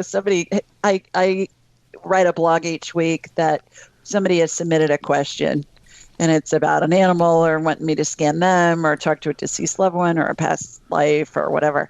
It's really fun, and I'll answer the question. And somebody submitted a question saying, "Okay, I read your book, Angelic Attendants. So does the same thing happen for dogs? Do they have their deceased littermates around them and their mom and their dad and all of that? And are they surrounded by dog angels?" What the similarity is, that spirit bubble that I mentioned earlier with humans, that how the spirit hangs on to the top of the head in that bubble configuration. That is what I see with animals when they're dying. I can see their spirit is attached to the top of their head, which means they're dying. And I can communicate with them telepathically. But they don't have any loved ones come and get them or anything like that? Not even human loved ones? I haven't seen that. No. That's not saying it never happens, but I haven't ever seen it. What about when we die then? Will my dogs come for me? Absolutely. They will be there when you look at the 12. I've told them all to. Yeah, when you look at the 12 phases of transition, and there's a chart on my website, AskJulieRyan.com, that's free. You can download, and it'll have where I call it the dog pound. It's the pets section where all our deceased pets throughout your lifetime. And again, the first time I saw this was with my mother when she was dying, and dogs that we had as kids that had died, their spirits were there. And I thought, oh my God, am I losing my mind? Here's this white German Shepherd and these other dogs. And then pictures of other dogs that I had seen from when my mom was a child. And at my mom's funeral, her brother, her only sibling, was her brother. And I was describing to him different dogs that were there, and he was saying, "Oh yeah, that one was Randy and that one was Rusty," and he had names for all of them. What's really funny too about the animals, you guys, is that if someone grows up on a farm or is a horse lover, those animal spirits are there as well. So I can always tell if someone has grown up or has spent time on a farm, because there'll be spirits of cows and chickens and ducks and pigs and horses and all of that. And it's normally the family can name the pets of those farm animals. Well, I've got about 19 dogs going to come rushing after me then. There you go. They're going to knock me off time. Yeah, they'll all be there. And that's without all the other animals. Right. Oh yeah, I see snakes, I see bunnies, guinea pigs, hamsters. Oh, I've got all them. Yeah. Yeah. I had 2 guinea pigs, Spunky and Bubble.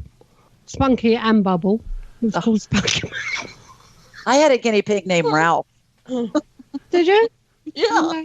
Yeah, no, this one was called Spunky and the one was called Bubble. Oh, I love it. My kids named them. So, Mark, have you gotten a new dog yet? No, he's got a dog. Well, we have our own dog. We have a beagle. She's been with us for 4 years. We, not exactly a rescue. We took her off another family who couldn't keep her. Uh-huh. So she's my wife's dog, attached to her at the hip. Uh-huh. And so are you going to get another dog? Don't know. I go back and forth on that because I had dogs growing up, and then I went years without having dogs. And, let's let's face it, there's some freedom to being able to get out or go away for the weekend and not have to worry about the dogs. But then when they're here, you have to take care of them or find somebody to take care of them and whatnot. So, and I'm, losing Dakota is still a little too fresh for me. I don't want to go get a replacement. If the right dog comes along, I'll consider it. But for right now, I'm not actively looking. Got you. Well, if you're meant to be for a dog, that dog will find you. Or you'll find the dog. Yep. Yeah. Well, I got 3 laying snoring behind me on the couch right now. And, yeah. That's just 3. I've got 5 in the house at the moment. And they're all bulldogs? No, German Shepherds and one thing or another. Jack Russell. But, I've got about 19 dogs on the other side. Plus, having kids, they had the guinea pigs, the rabbits, the birds. Sure. Yeah. Oh, my God. What's waiting for me? I don't know. I really don't. Even snakes they had. You're going to be stampeded. Oh, I am, aren't I? Yeah, and then what happens? I go to a lovely place, and then they send me back, and I have my 84th life with you. I give up. I think I'll become naughty, and maybe I'll go somewhere else then.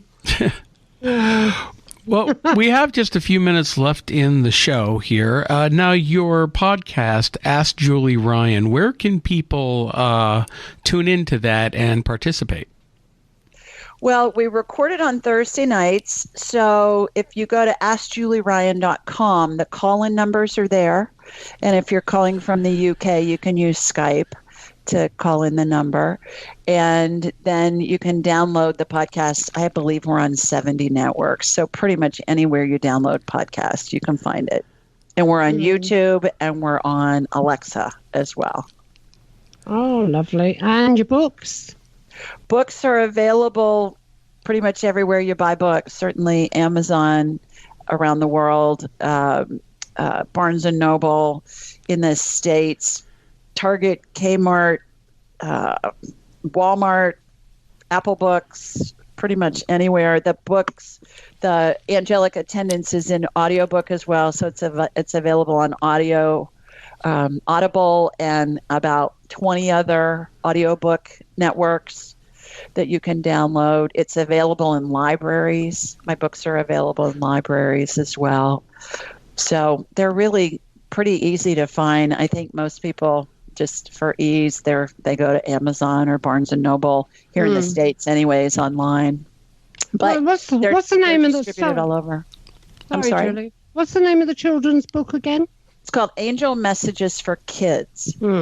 And it's the first in a series. The next one will come out around Christmas again, and it's called Angel Messages for Dogs. Dogs? Yeah. Dogs. Yeah, good. See, you can get that book. She'll eat it. Yeah. I'll buy it for her.